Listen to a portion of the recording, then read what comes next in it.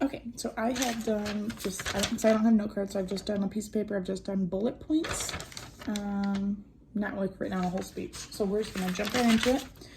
600,000 individuals go missing every single year. I got that statistic off of NamUs, which is a national database for missing or unidentified people. Words can be very powerful and are used in a variety of different ways. Same word, different meanings, different uses. The word I have chosen is disappear.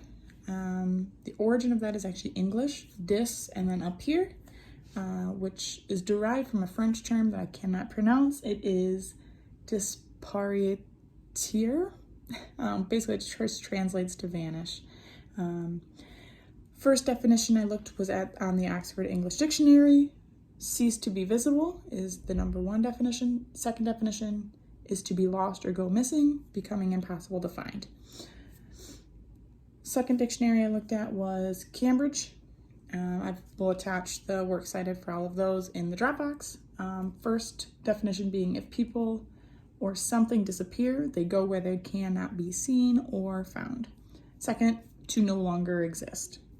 So it could, to no longer exist kind of implies that they're dead or gone completely, whereas disappear doesn't necessarily mean that, but it could. Present use, I used a person disappearing.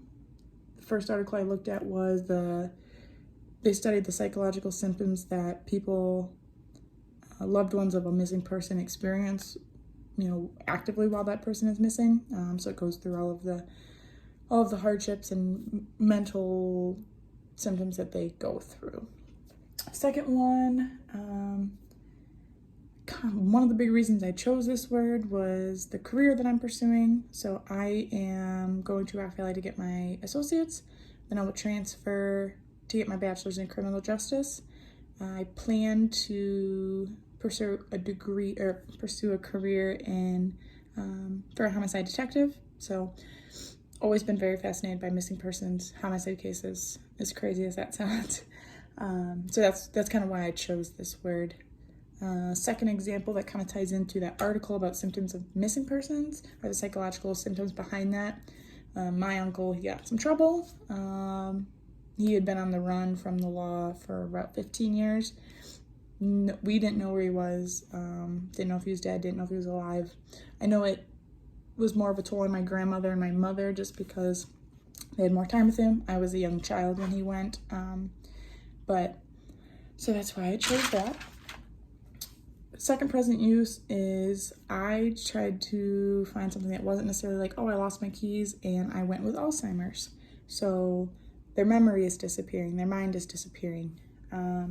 Second source that I had found was for a study on Alzheimer's disease prediction, and like some of the classifiers that tie into that, and how some predictors of dementia, Alzheimer's. Like I said, so the mind disappearing, not necessarily a person or an object. Some examples of that.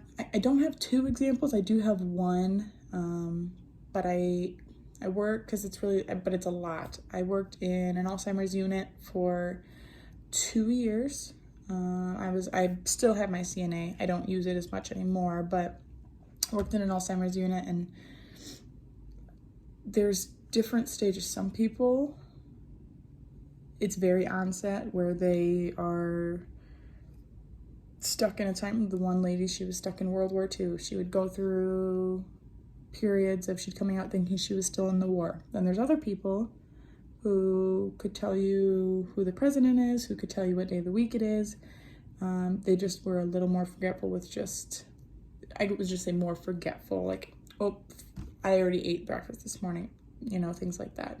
Nothing as major as forgetting their husband, forgetting who their wife is, forgetting who their kids are, things like that. So that's kind of my second example there for the second use of disappear. So in conclusion, even with the one word that I chose, I did find it a little difficult to find a second use for it, just because you do generally think of disappear. Oh, I've lost something. I've lost my keys. I've lost my wallet, a person.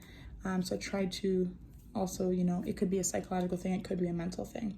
But it just kind of shows that the way we use words and the way I process words may be different than somebody else.